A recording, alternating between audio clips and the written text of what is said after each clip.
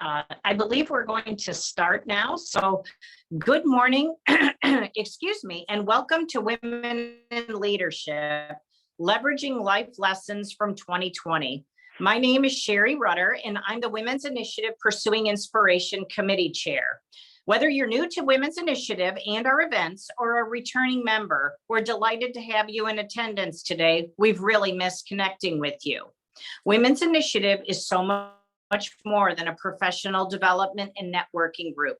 We are creating long-lasting change in our community. It is through gatherings like this that real connections are made so that we can be inspired to learn more, do more, and give more.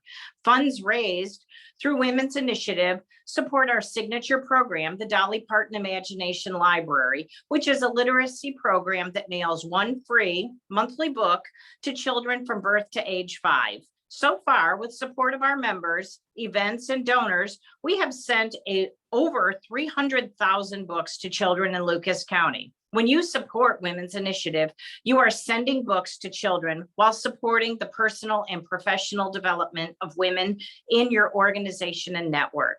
Thank you all so much for joining us virtually this morning for our Women in Leadership panel. Our panelists are here this morning to discuss our theme, Leveraging Life Lessons from 2020, and will share with us what they learned about themselves, how they were able to pivot and adjust personally and professionally, and what lessons they are taking forward from the events of 2020. Thank you, panelists, committee members, and sponsors for allowing us to offer this conversation this morning. You can see a full list of everyone involved in supporting this event in our program. Now, I'd like to take the opportunity to introduce our moderator, Melissa Pershing. Melissa started as a Women in Leadership Committee member a few years ago and now serves as chair for this event. She's currently Director of IT Solutions and Innovation for Hylant and is busy outside of work with her husband and 2 boys. Thank you for moderating today's event for us, Melissa. Thank you, Sherry. Panelists, I'd like to welcome you to turn your cameras on with me. Morning. Awesome. So thank you, Sherry. I'm excited to be here this morning with everybody, and I'm really looking forward to today's event. Before I introduce our panelists, I wanted to put a quick reminder out there to all the attendees, since we are in the webinar format, to take advantage of the chat feature within Zoom. Please feel free to engage with one another along the way. Sherry will be monitoring the chat to see if there's any questions that she can bring in the discussion to make this as interactive as possible. And also, if you submitted questions in advance to us, we've done our best to incorporate them into the discussion today. So now on to our panelists. I'd like to first introduce Maddison Bezdicek, who is currently the Health Strategies Practice Leader in the Employee Benefits Department at Hylant. Good morning. Next, Ashley Futrell, who's attorney at law at Shumaker, Loop, and Kendrick. And finally, Candice Harrison, who is the External Communications Manager for Toledo Public Schools. Thank you, ladies, for joining us this morning. So now I want to get started exploring our topic with you. So I think it's safe to assume that we all had some very similar, but also some very different experiences during 2020.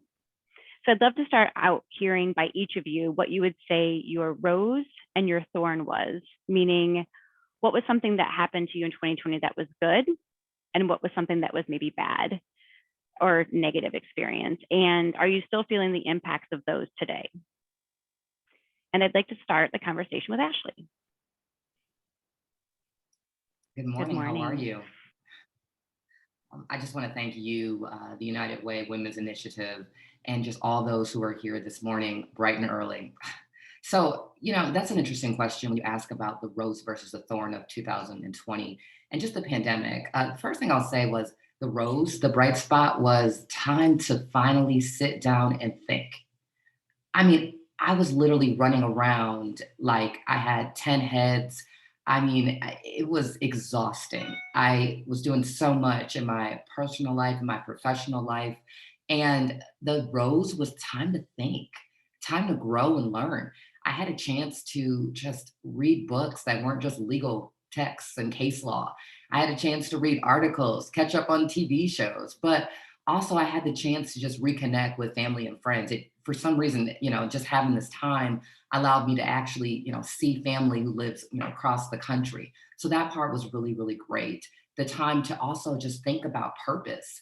I changed jobs during the pandemic, and that was a big step for me but I credit the time of sort of isolation and the shutdown in order to really think about my purpose in life and what I wanted my life to look like, especially once we all went back into society after the shutdown.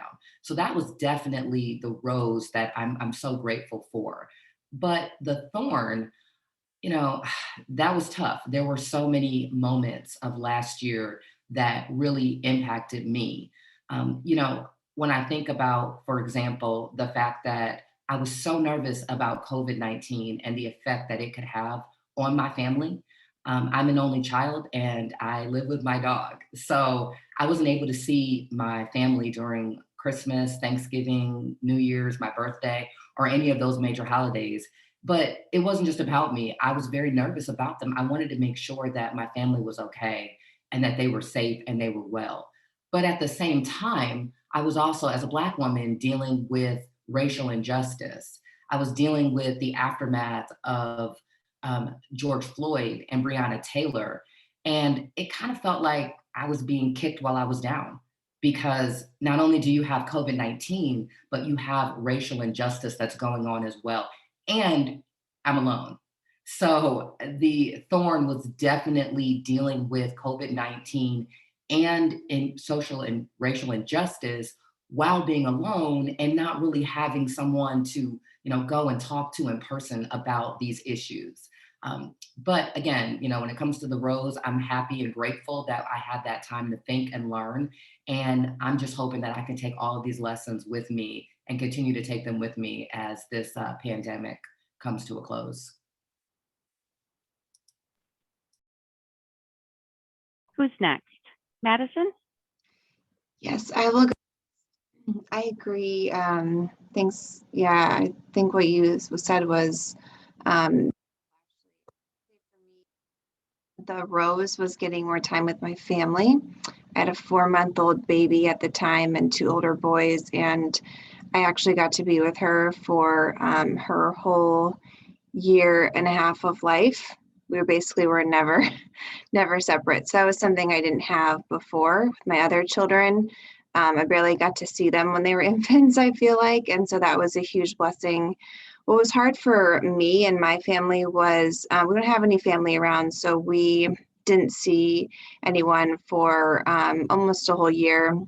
And we had to be very cautious with COVID. So it was an interesting time. But it also led to feelings of disconnection, struggling when, others started like becoming more comfortable and opening up. We had to kind of stay virtual, and we still kind of are. So I think that was hard to navigate, and, not judging other people's decisions, feeling judged, sometimes for your decisions. So that was kind of a lot to navigate in a time of feeling disconnected. So I would say those were our roses and thorns.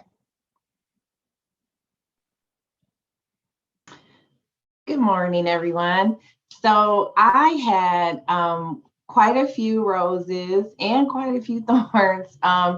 The first rose was like everybody else said, just that uninterrupted time with family.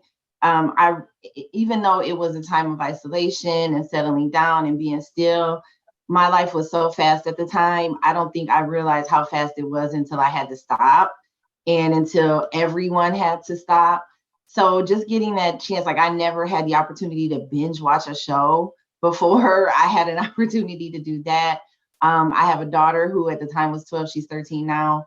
A son who was home and staying with us, who was 21. Well, he turned 21 during the pandemic, so that was a rose and maybe a thorn at the same time. And it was just an opportunity to sit still. So I consider that a rose. And also working for a school district and watching us transform our whole operations to serve students in a different way. And I think we did that to the best of our ability, and we did it well.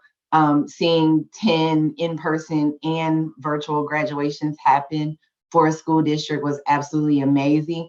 And my husband and I and our family, we closed on our house at the end of 2020. So right smack in the middle of a pandemic, we made a decision to move. And so those are roses. The biggest storm was, like everyone else said, not seeing my family, like driving by and, from a distance, because it was a lot of fear. And that was difficult for me because I'm not afraid of a lot of things. And just being afraid, and not so much afraid, I was afraid for myself, but also, my dad's older, my husband's father is older. Those are our only parents, and so it's like, we didn't want to get them sick, but then our daughter has asthma, so we don't want to get her sick. And then there was no vaccine. And, just that anxiousness every time we stepped out of the door was definitely a thorn. And then, like Ashley shared, the national unrest, and also it being during COVID and us trying to be cautious, it was hard to not be as participatory as I would have liked to have been, because it was just, we were in the house. And so I was watching it all unfold and feeling pretty helpless. So that was a thorn as well. Thank you, ladies, for sharing that with us. I think that some common themes I will explore here a little bit further. So I heard a lot about, the adjustments that you guys were making. So I'm curious, what lessons did you learn from having to make those unplanned shifts in so many areas of your life? And have you used those lessons that you learned to make changes in your personal or professional life today?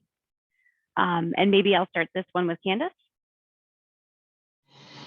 So one thing I learned about unplanned changes is that anybody who knows me knows I'm extremely inflexible with my schedule. So if I have something today, like it's on my calendar already, chances are I'm not going to change it, because I like routine. Like I said, I have a young daughter who's in middle school. My husband is a police officer whose schedule is really different than most people because of the type of way that he works. He works second shift. I'm really regimented. And the biggest thing it forced me to do is get outside of my box, because nothing was normal.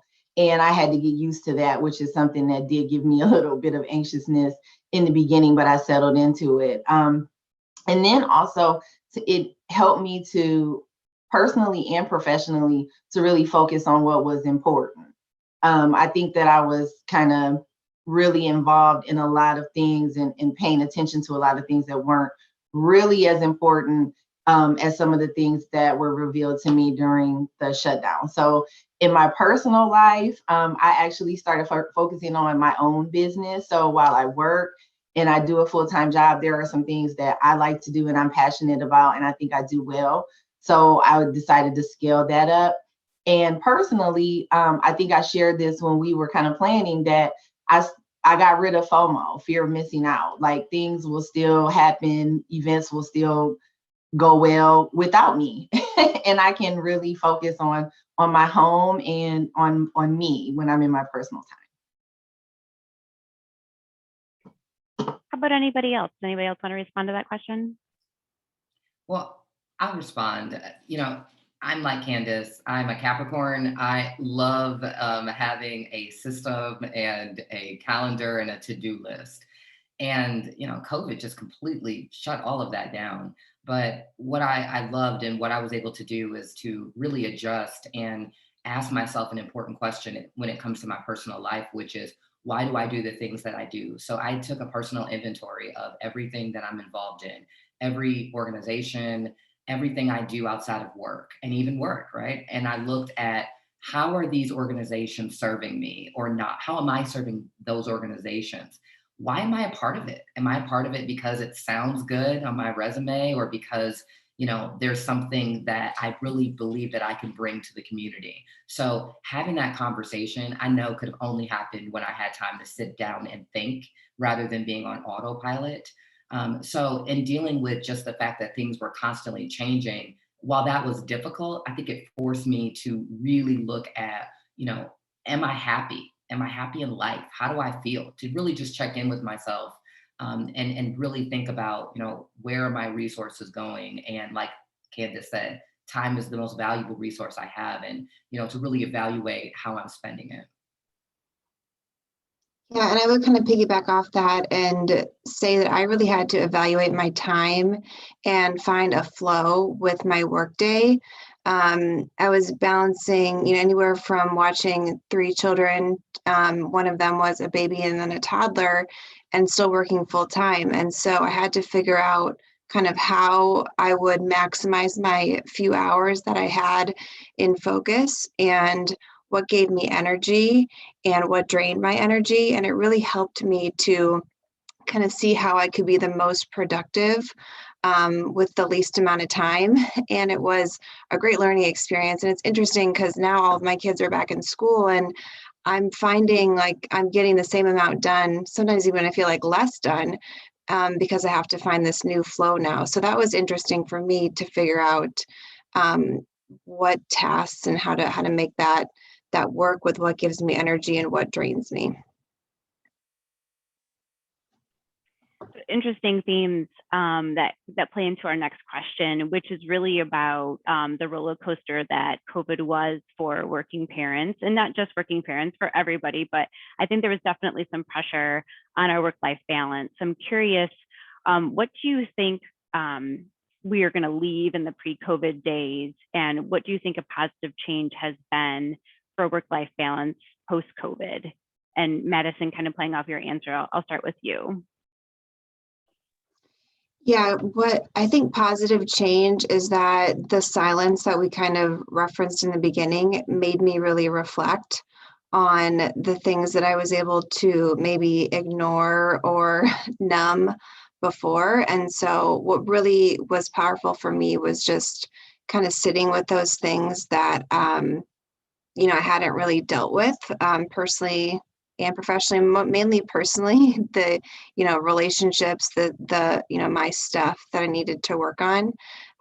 That's probably what I gained the most, was building more time in for reflection and, not wasting this time that we have, instead using it to really look inward and how can I, use this time to grow and focus on, growing those relationships or doing what I need to do, rather than ignoring them in the busyness.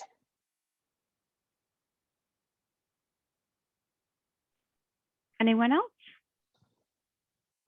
I can say that one thing that I think that we will keep, and I hope we will keep, is our work-life balance and our companies being able to see through our demonstration that we can work from home and be effective and be productive and take care of what's important to us personally while managing our workload.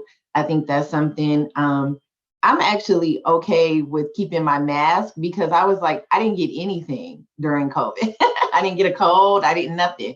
So I really enjoyed that, not being sick. But I also think just the sense of what our normalcy looks like now and how we support each other, how we are not as offended when someone can't make something, because I think everybody, not just us as panelists, but people in general, are really focused on what's important.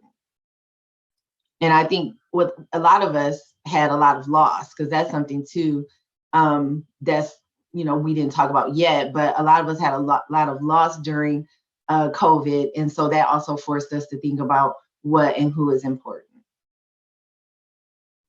And just piggybacking on what Candice said, that's exactly right. I mean, we all of us experienced something different during COVID. And I think personally, whether it was in the workplace or personally, I just had to give myself and others more grace and understand that I have no idea what anyone else is going through or what they've experienced. And I mean, honestly, it shouldn't take a pandemic for that to happen. I mean, that was just a lesson that I realized I had to take out of COVID. But from a work standpoint, I have to be honest, as a trial lawyer, it is really difficult to do Zoom court. It was extremely tough to question witnesses when, they're in a little box and then, the screen, they're not, someone's on mute, and the flow just wasn't there. So I have to say that for what I do, it's really important that we're in person, but we made it work, and everyone had to adjust. And that's the thing that thought was so interesting. But also what I realized is that I am so much more productive at home than at work. And I think it's because I am a huge extrovert, but literally, and I don't know what I'm doing during the day. Maybe I'm just talking to too many colleagues and, collaborating. But the point is that I was so much more productive when I could build in time to work, but also get a workout in, during the day or maybe in the morning. Also, the time that I saved by not putting myself together every day, whether it was hair, makeup, or whatever. Oh my gosh. Again, I was more productive at home. Now, those Zoom meeting outfits were a little interesting, I'll say, but we adjusted. So I definitely hope in the future that employers find that you can trust your people. And, having a little bit of flexibility to be able to cook more meals, to actually eat lunch at home. I felt like I was healthier during COVID. So I really hope that in many ways, outside of maybe my limited experiences of the courtroom experiences that I believe should be in person, I just really hope that we move into a more flexible work environment for our mothers out there, just for parents really, and, for those who are taking care of parents and other people in their families. Yeah, I'm curious. I heard a lot of things around, what kind of the positive professional impacts were, but what were some of the things that you were struggling with professionally? So I heard you say the Zoom calls and the courtrooms really weren't that great, but I'm curious, what else were you struggling to adapt to professionally? And then maybe where did you turn for support, either in your organization or in your network? Sure. Yeah, you can start, Ashley. Oh yeah. So, professionally, it was interesting because again, my line of work at the beginning of the pandemic involved, I was a prosecutor. So I worked with police officers, I worked with, other prosecutors and just other government stakeholders and witnesses on cases. And that it's really difficult to connect with people one-on-one when you have a computer in between you. It's difficult to really connect and make your point through a screen, or especially when it comes to people's lives. There were many challenges that I faced mentally, where I realized and thought about it. I'm like, is this really fair for a defendant? Is it fair that someone's life and what's going to happen to them, that their sentencing will occur on video when their attorney doesn't even have the chance to stand up in court and plead their case to a judge in person? So, there were just a lot of challenges that I faced, just wondering, is this really the right thing that we're doing? But in a pandemic, everyone had to adjust and change. So, I definitely, so if I had the struggles that I experienced, I say the main challenge was leaving my last job and moving on to Shumaker as an attorney there, because when you're starting a new job in the middle of a pandemic, literally, there's so many questions you have. Now, I started at Shumaker towards, the end of last year in 2020. So people were starting to go back to work and I had on a mask, but there were people I've only recently seen in the last month where I've literally seen their entire face because I'm so used to seeing them with a mask. So I'm lucky to have mentors and colleagues and a wonderful supportive environment, especially full of incredible women at Shumaker who I can talk to and, just ask questions as I'm trying to transition. So the toughest part for me was transitioning to a new job in the middle of a pandemic and just trying to understand what you need to know and meet people when half the folks are working from home and others are at work with masks on and, just trying to find that way to connect. I share that experience. How about you, Maddison? Do you have anything to add? Yeah, the connection part was tough, and not seeing people in person. I think we're all just going to appreciate that so much more, because that's definitely been one of the toughest parts professionally, or especially like a project you really need to collaborate and have creativity and brainstorm. It's just been a little bit tougher virtually. I would say something that I struggled with professionally too was guilt in like even having my kids on screen or having a baby cry. And it's so funny because everyone was doing it and I still felt guilty. Like everyone had those struggles, but it was interesting. I think that we've come a long way, but there was so much to overcome with this. Like, I need to, have this professionalism and I need to be viewed this way. And so it was just interesting that I still felt guilty having to work through some of those things that were going on around me that I really couldn't help at the time, or I did my best to manage. So that was interesting. I have gotten better at it now. And I do think that is another silver lining that I didn't touch on before, is just the more humanity that's come to the workplace and how we've just kind of accepted each other more. There's always a balance with that, right? But I do think that has been a great thing, just to be viewed more as humans than just, professionals. And I started off feeling super guilty. And over the course of the pandemic, I started to feel less and less guilty, because I'm like, look, I'm at home and this is what goes on at home. And my daughter was also in school. And in the house that we lived in before we moved, our space was limited. And so it was either me be in the basement with no service, or me be in my room with my husband in the background still in the bed, or sit at the table with my daughter and us try to work around each other to get our work done. And that's kind of what we had to do. So it would be, because there was also some understanding of like other people in my house on how Zoom works. So I would have to be like, wait, don't walk by, and my camera's on, or like I'm talking, like, just like really explaining to people. So when you talked about guilt, I used to freak out about that. And by the end of it, I was like, yeah, whatever, I'm at home. And that's how it goes. But one thing that I would say personally, professionally, I should say, what was difficult was two things at work. We had students, that were struggling. They were at home, they were frustrated. A lot of them didn't have the technology. And even when we provided them the technology, it just still was difficult for them to get on like a regular pace. Their families were afraid, and some of the decisions that we were making, it didn't really work for their families, because, when we make a decision, we make it corporately. We have 23,000 families that we're responsible for. So you can't just hear one parent and be like, yeah, that's a good idea. You have to do what's best for the greater good.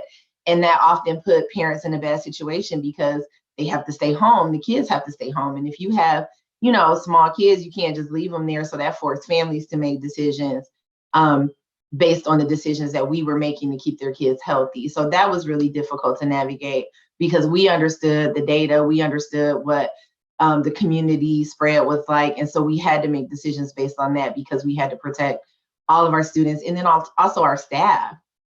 So that was one thing. And then it was also a lot of working in silos, because when you're working remotely, you're doing, for us, it was Google Meet, but a lot of people are using Zoom, a lot of people are using Microsoft Teams. You really assemble most times with your team. And so you and your team were really clear on what was going on, but a lot of times we were just like over here. And even as a communications department, which really should know everything in the organization, we still often were isolated professionally. So a lot of times it was just kind of trying to find that balance of getting the appropriate information that we needed across the organization, because so many different people were working from home. So that was really difficult, because especially in my role, you kind of need to know everything, because with everybody being at home, they're relying on our department to give them information. So we need it. So that was difficult, big time. So maybe just one question to come off that, because I heard, you guys are making a lot of decisions for the school district, maybe some that were popular, some weren't popular.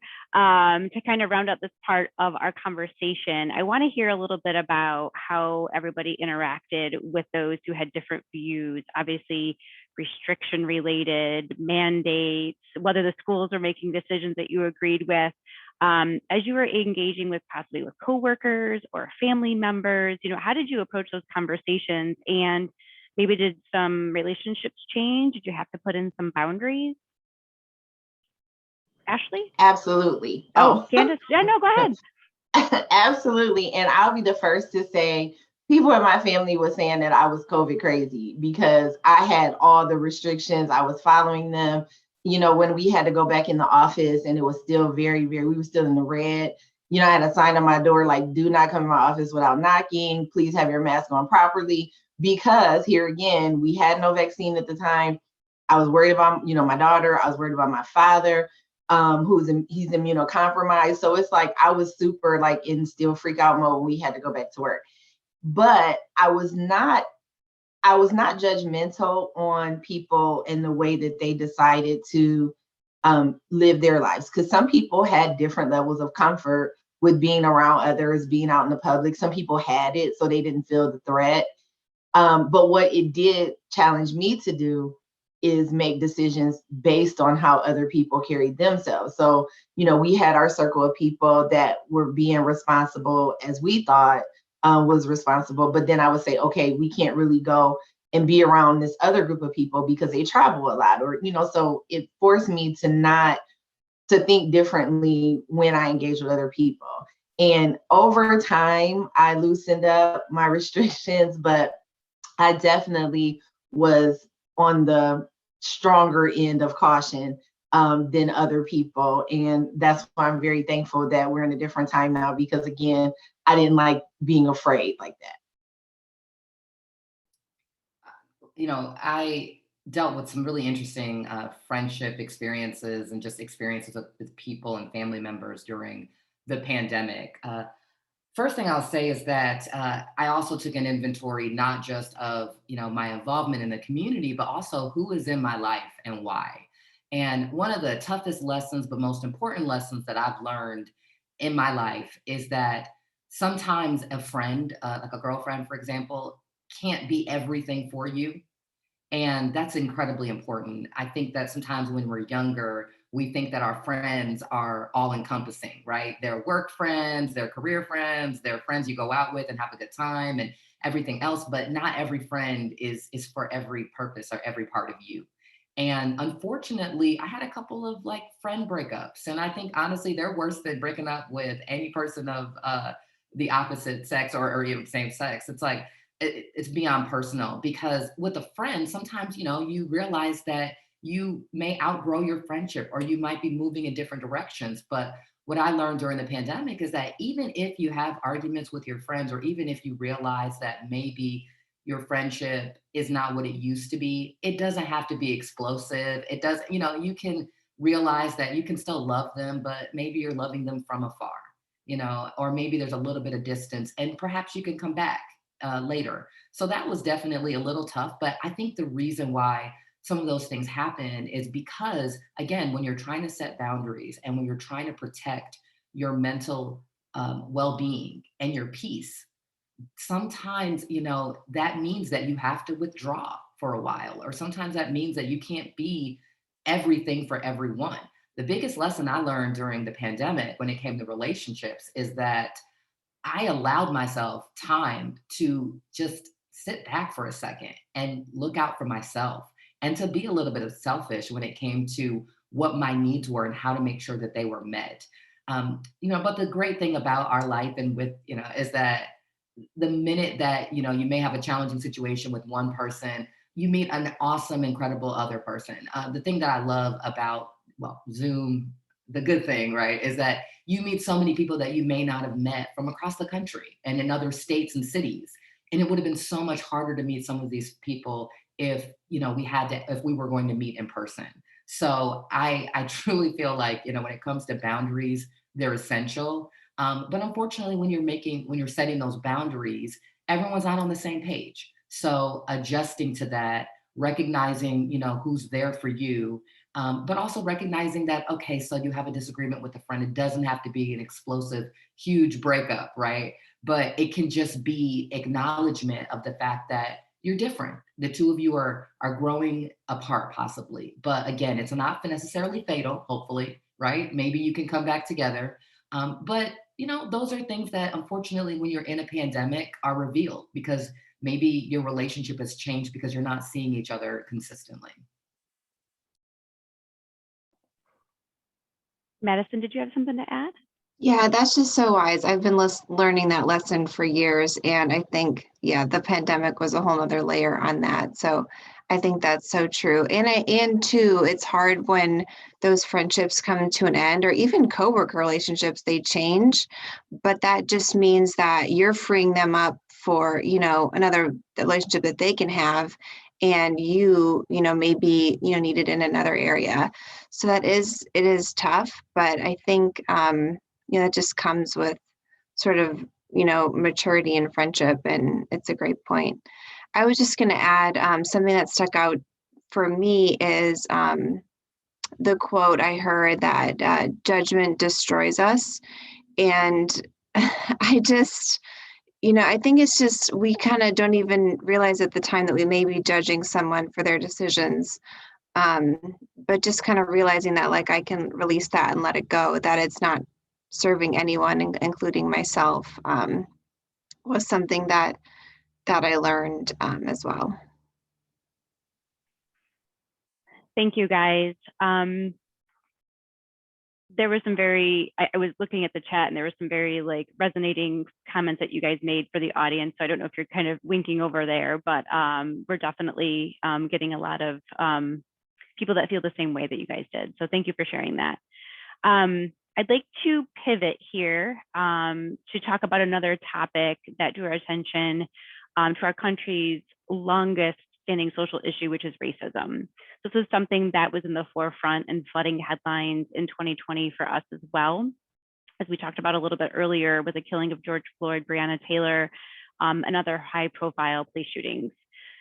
So I'd like you guys to think back to the first time you guys were hearing the news of George Floyd. Maybe it wasn't just that event for you, but just the conversations that were happening around racial injustice, maybe at work, at home, maybe about the conversations that you wish were happening that weren't happening.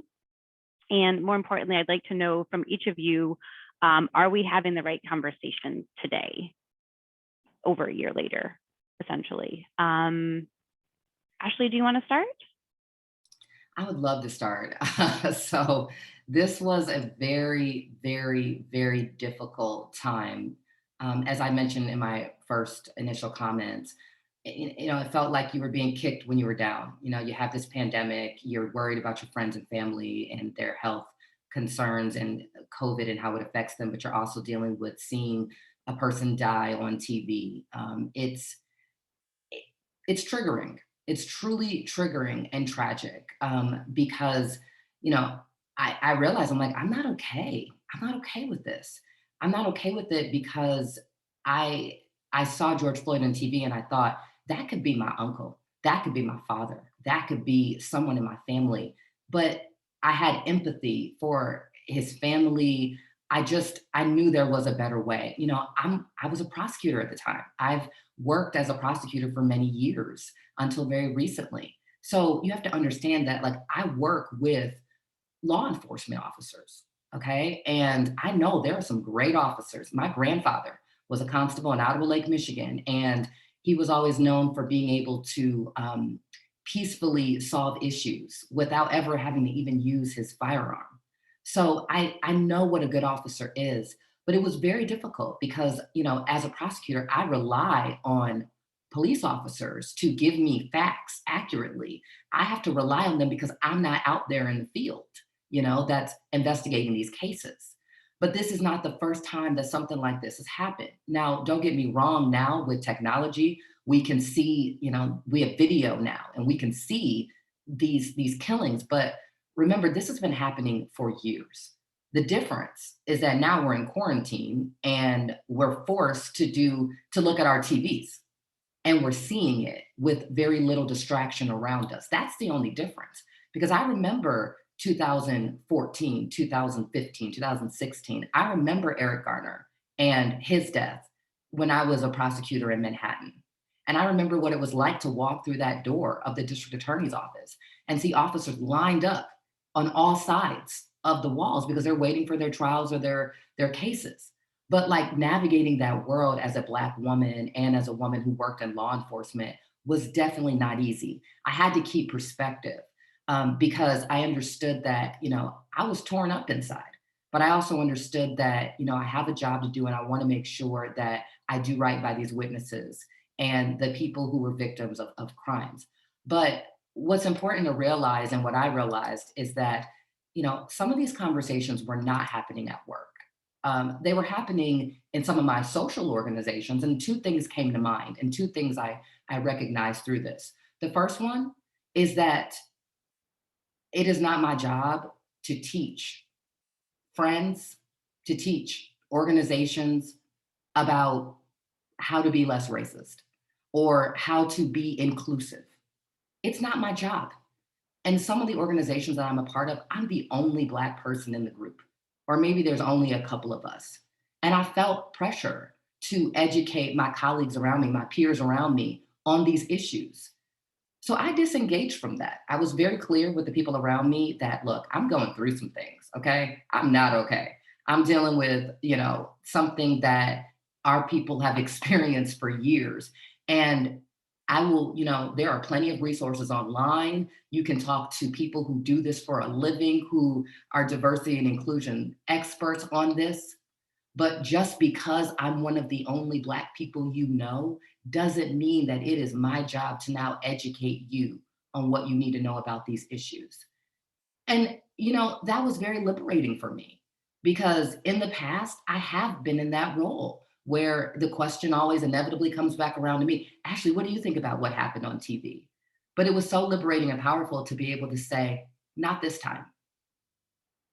I need this time to myself to grow, to get strong again, and to get through this experience.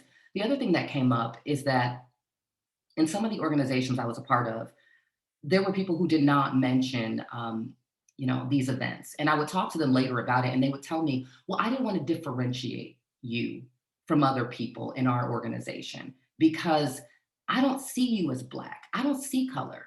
And, I was actually happy that they said that, because it allowed us to have a great conversation about the fact that when you say you don't see color, to me, it means that you don't see me, which means that you don't appreciate the fact that I have a very unique lived experience. And I think what people really mean when they say they don't see color is that perhaps they believe personally that they're not making decisions based on color, or, they're not using color as the single identifying factor of who I am. And I get that. But to say we don't see it and to use that as an excuse to not talk about issues that are really affecting our workplace and our society is simply just not okay. So I tell people, I'm an employment attorney, and I tell companies all the time, it's okay to go up to your coworker or to go up to talk to an employee who may be Asian, maybe this is after, St. Patrick's Day and the hate crime that occurred in Georgia, and say, are you okay? Just to check in with them. That shows empathy. You don't even have to voice your opinion on what you think about the social issue that occurred to check in and just ask if they're okay. So I have a lot to say about this issue, and I'll close my mouth now, but I'll just say that there were so many things that came up during this time. But I think we're learning and growing, and I hope that these organizations that we're all a part of will move past a statement and move towards action.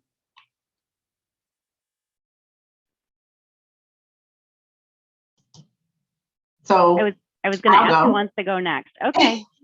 So I am in an incredibly unique space. As I mentioned earlier, first of all, before I get into that, I do want to just commend Ashley on how well spoken she just made that and how clear she made that, because it's true. We are not responsible for that. We are not responsible. Helping people to understand is a choice. It's not a responsibility. And I also don't like when people say, I don't see color, because like I said in the chat, first of all, my skin is brown. It's impossible for you to not see my color. And when you say, I don't see color, it comes off as Ashley stated, I don't see you, and I'm not acknowledging you and where you're coming from, because I don't think the issues associated with color exist. That's how that comes off. I'm not willing to accept that this is a real feeling for you. And so that is challenging for me. And I do agree that what you're saying, with the same thing, when people say, I don't see color, what they really mean, but say what you really mean. Don't say, I don't see color. So that's just your pro tip for today. Second thing, so as I said earlier, I'm married to a police officer. My husband's an African-American detective with Toledo Police Department. And he's, like I said, a Black man in his, middle of his life.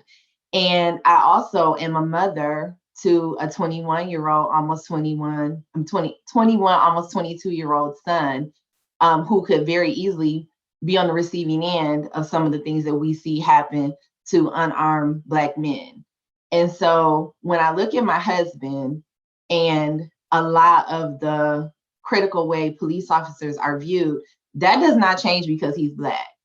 And so it's a double-edged sword for him, because when he steps out the door not in uniform, he's always seen as a Black man first. So just because he is a police officer does not exempt him for any of the treatment that he could possibly receive unduly because of the color of his skin. And on the reverse of that, when he is in his uniform, he's a target.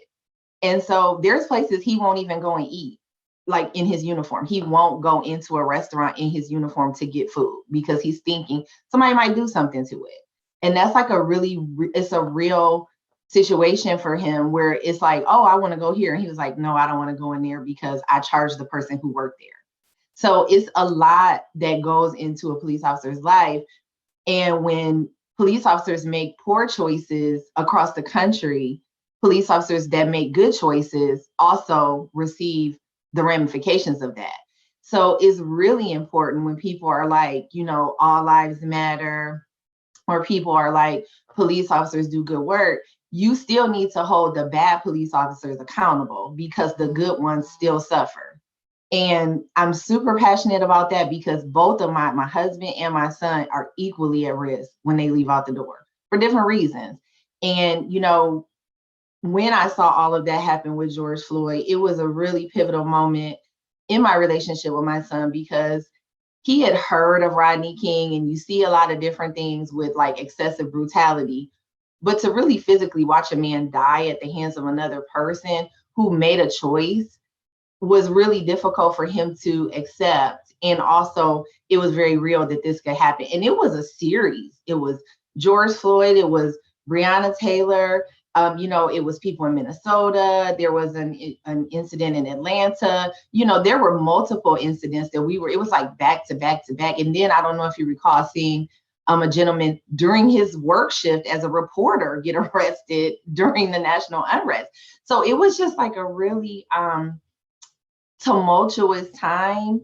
And I think, like Ashley said, there was not a lot of people were really anxious to act, but not a lot of people just checking on their friends of color to be like, are you okay? How are you handling this? Because it's super intriguing when it's outside of your community because it's kind of like you're watching a show unfold. But for us, this is like our livelihood. So we spend a lot of moments to ourselves crying, calling each other, are you seeing this? Really internalizing it.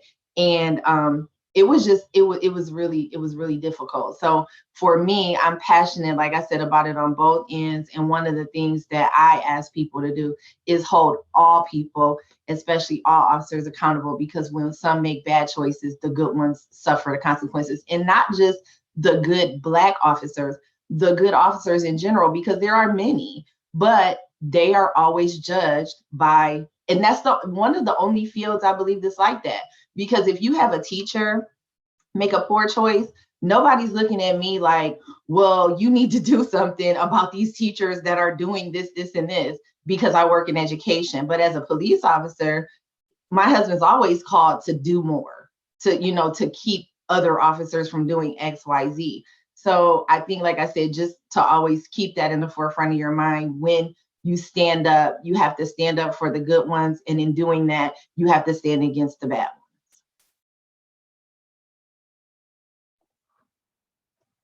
Yeah, and I would just say, I was just going to add, what I hope, one thing, obviously I hope many things, change for the better, and good can come out of what's happened. But I would say what was revealed to me is most of us don't know how to have these conversations, or we don't have the conversations. We're not used to talking about hard things with our neighbors or our coworkers, either because we don't know how or we're scared to.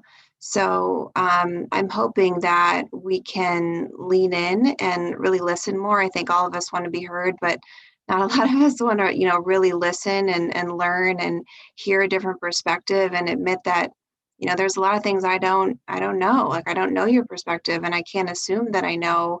And it's really going to take listening and empathy to really try to understand as best I can. So that is something that I'm hoping, can come out. We have neighbors, and my husband and I have talked like, well, it'd be great to have this conversation with them. I'm like, I'm a little scared about how that's going to go because I know we have this differing view on whatever it is, but not having those conversations doesn't help us shift our perspective and see, and learn and grow and get to, just experience other people and empathize with them. So that's what I'm hoping we can grow as a society in that way a little bit. And Maddison, I just want to add to that what you just said. So one of the things in, I don't know if you ever heard the phrase, without struggle, there is no progress. So when you hear that, that means it's gonna be difficult. And if you want real change, you have to be comfortable being uncomfortable.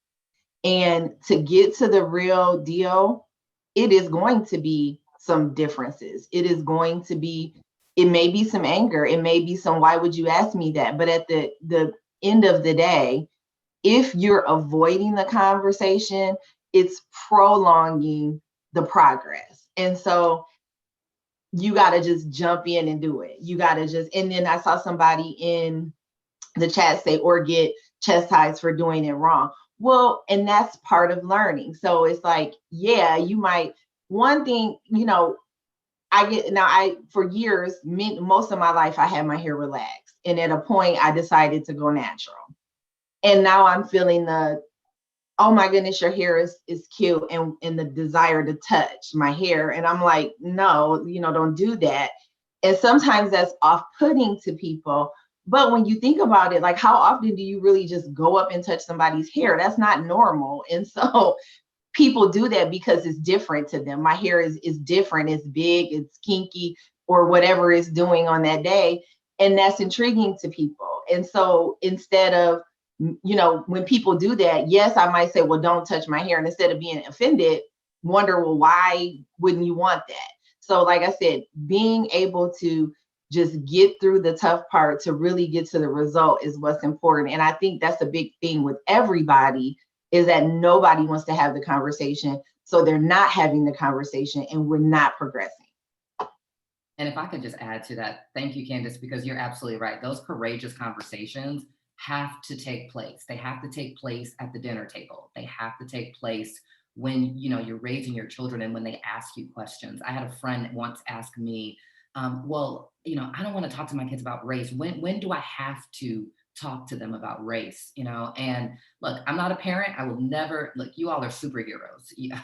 But I will tell you that when you think about kids of color, Black parents and, parents who have Black children don't get that luxury to decide when they want to talk to their kids about race. I mean, there were so many times, I could think of so many times when I was younger where, it happens to you, someone makes a snide comment or a remark. But the other thing that it leads to is the fact that, when we talk about privilege, what we're talking about is this ability to be able to turn off your news and to be able to close social media and not think and not have to experience some of these issues that we're talking about when it comes to social justice issues. The reality is that I could turn off my TV, I could log off Facebook, disconnect, but it doesn't mean that I'm not going to have a fear of someone in my family or even me, because it's not just happening to Black men, but it doesn't mean that fear goes away. So what I would love to see us as a society do is actually twofold. First is to really question, where is this skepticism coming from, right? That makes us question another person who doesn't look like us or who doesn't come from our neighborhood, or, because I'm convinced that, and this is called confirmation bias, right? We go into situations with a thought already, and then inevitably the other person confirms that bias that we have. I saw it all the time in law enforcement. When I was a state prosecutor in New York, I would often hear officers tell me, I knew he was up to something bad. I knew he wasn't up to anything good. I know he did something. I just have to figure out what it was. Well, that's confirmation bias. I mean, you are literally going into the situation assuming that this other person is doing something wrong. And sure, you can say, well, maybe based on his training and experience, But the point is that there is an initial skepticism that many people have when they're approaching someone. It's the thing that might cause you to look at that person of color in your office and say, how did they get this job? Or, can I really trust what they wrote in that article, or, with their job? So I really think that we have to explore that. And the second thing, and most important, is that we cannot wait to be personally affected for us to care and to have empathy. What I often hear people say is, oh, I didn't get it until, my friend experienced racism, or, oh my gosh, when my son or daughter came out as gay, that's when I started understanding how important the LGBTQ community and the things that, the issues that they support, why they're so real. It's like, but we shouldn't have to wait to be personally affected in order to care.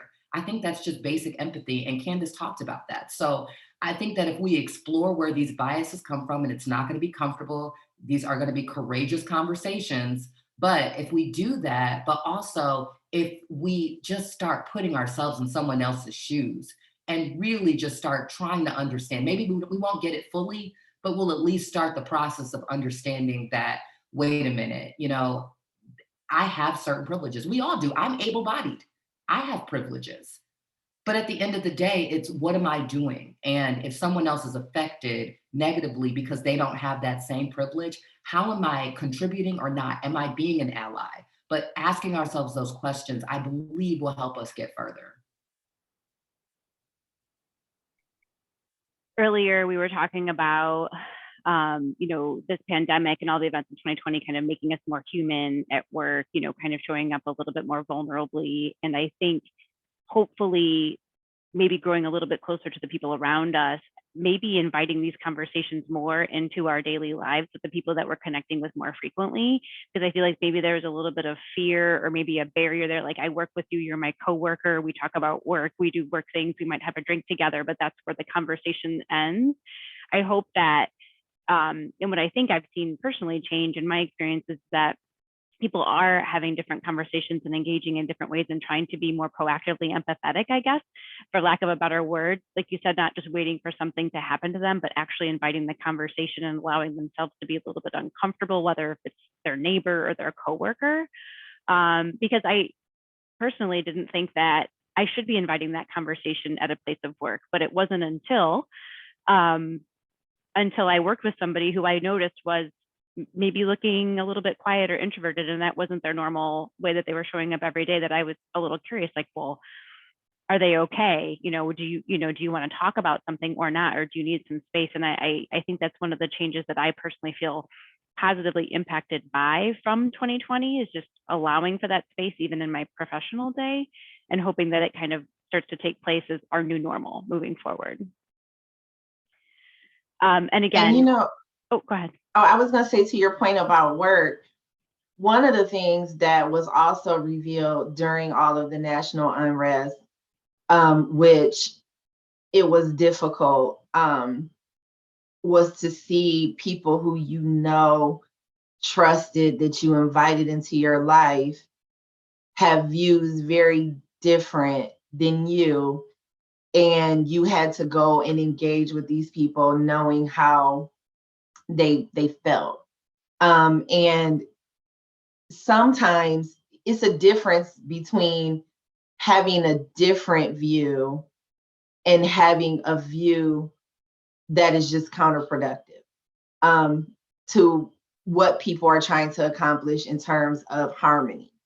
And that was difficult. And so sometimes when you have to go sit in the office and you really don't know, especially in an office like most places where, like Ashley and I sit, where we're one of the only person of color, or maybe one of a few, where you really don't know how people perceive you, because this has kind of like raised up feelings that nobody knew existed in their colleagues or in their friends or people they call friends.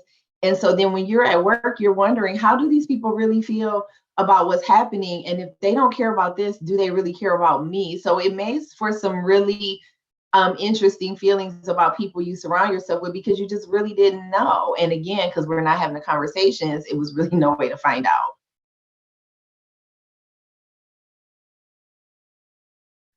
Yeah, thank you for that. I love it's again, kind of the change. And I know we had a wrap up question around, you know, if you had a time machine, what would you kind of go back and not change, basically? Like, you had the opportunity to go back, what would you leave alone? I think this has been one of those things that I've seen is although I would never want any of the events to reoccur, I love that the conversations are happening more frequently. And we're running a little short on time, but I'm wondering if anybody really had an answer that they wanted to share on that question with the audience today. With the time machine question? Okay, so I guess this can be one of the things when we were preparing, I was talking about different companies that really were inspired to make changes. And some companies really stuck to that. Some companies fell short, but it has been really, really refreshing to see some companies that are not, you know, they're not diverse companies, but understanding that, you know, I want to contribute to the solution, and I may not know how to do it. I may not know the steps to get there, but I really want to take the steps. And so they're actively, in some ways, being uncomfortable, but making decisions so that we can be more united. And so that has been very refreshing to work with companies, to see local companies doing that. I mean, with Juneteenth this weekend, there were so many companies that I know in years past may have even frowned on Juneteenth as a holiday, now stepping up and saying, okay, this is what I'm going to do for my employees. This is how we're going to celebrate. I mean, my credit union, as soon as the law went into effect, we got an email, we're closed. Even though, you know, thankfully it didn't impact me, but I mean, I needed, you know, needing to get in there. But the point was, they're recognizing the history of someone unlike themselves. And so that part, like you said, you don't want it to come because of someone's life being lost or someone being hurt or being treated unjustly.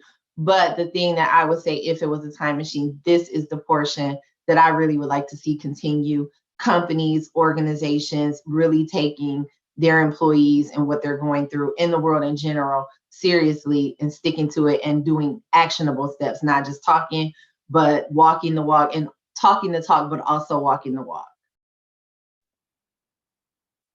Yes, I would say, of course, I wouldn't want any of the tragedy that happened to happen again, or would never wish that.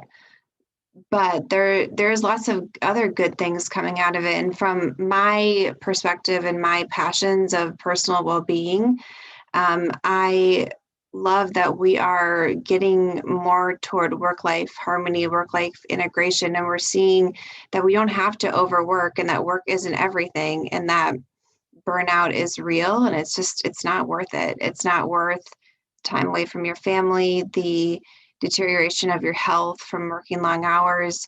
And I'm just so thankful that companies are recognizing that we can be more flexible, like we talked about before, but also not just what that does for us personally, but on our health and our mental well-being, and how, so many people are getting counseling, so many people are sharing their emotions, so many more people are talking about their mental health struggles, and that would have never had the permission to do that before, felt like they had permission. So I'm really thankful for that, and just how we've grown in the mental health realm, and in the ability to prioritize my well-being. And in the end, the employer is only gonna, benefit from that, because we just all only have so much energy, and burning out doesn't serve anyone in the end.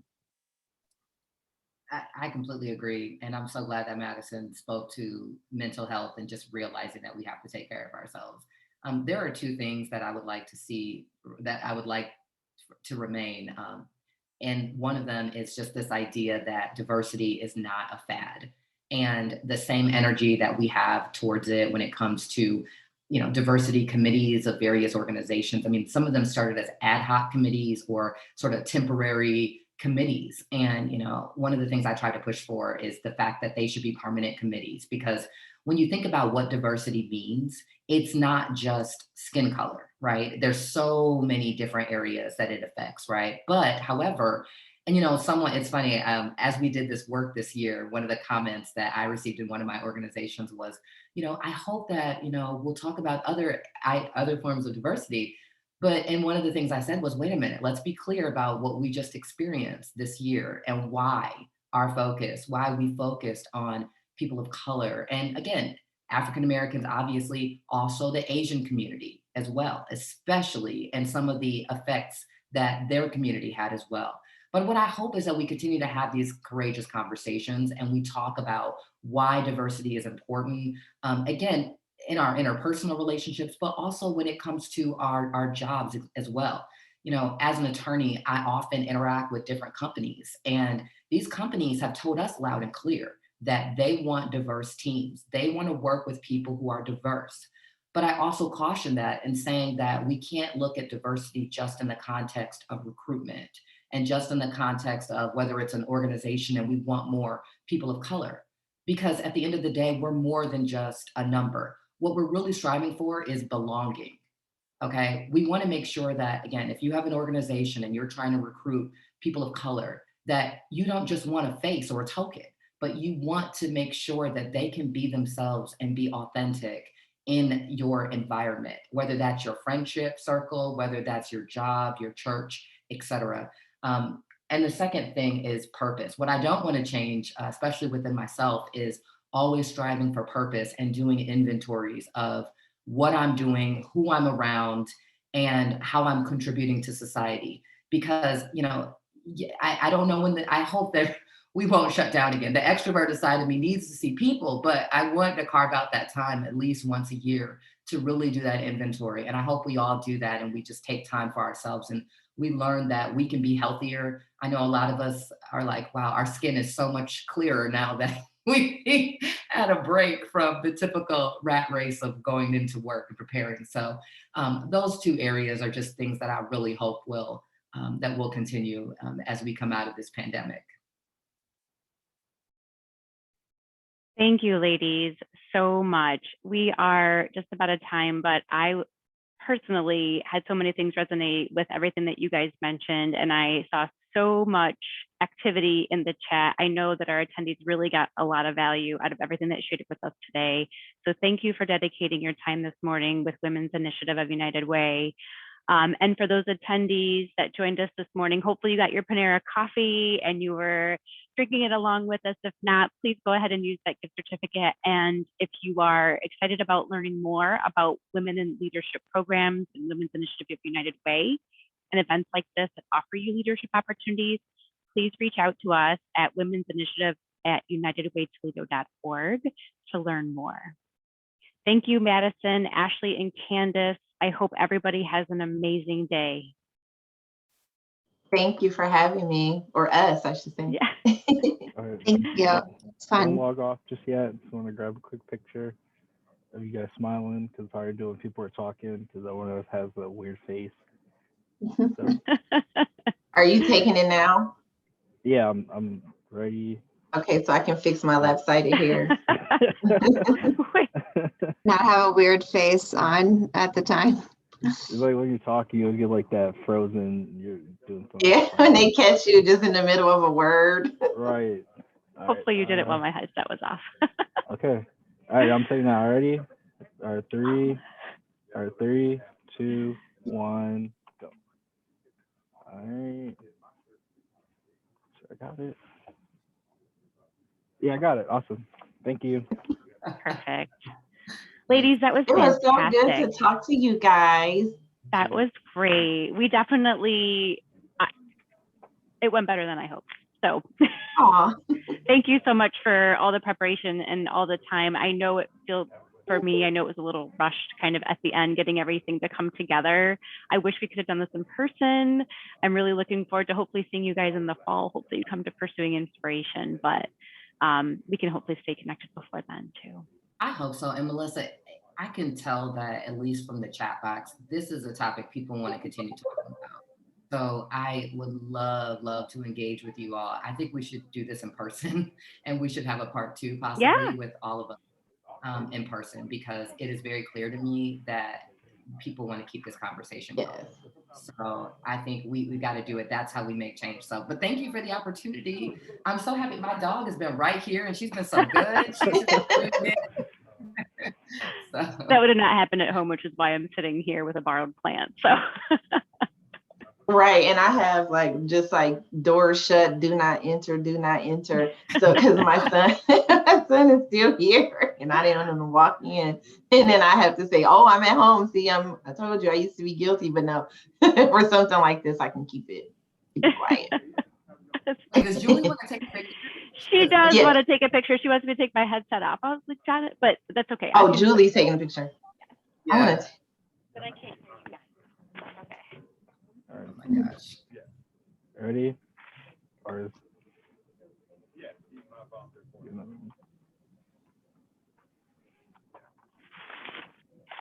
Hey, Julie, I hope you got it, because I'm not taking this headset off and on anymore.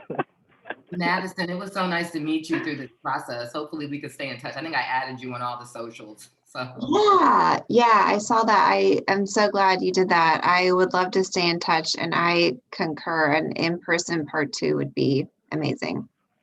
Yeah, I need to noodle over what that looked like, but I think everybody would be excited to do it. So let me regroup with Julie and see what thoughts we can put together and bounce them off you guys. So Candice, as always, you're brilliant. I love Aw, same to you. I'm over here like, yes, preach, preach, preach. And I love that Maddison brought up people and the importance that people are really showing to self-care and mental health, because this is more prevalent than I've ever, as long as I can remember, people really taking that seriously. But I also think people see how bad and dark it can get if you don't, during these kind of times. So I just love that part. And I hope that stays with us too.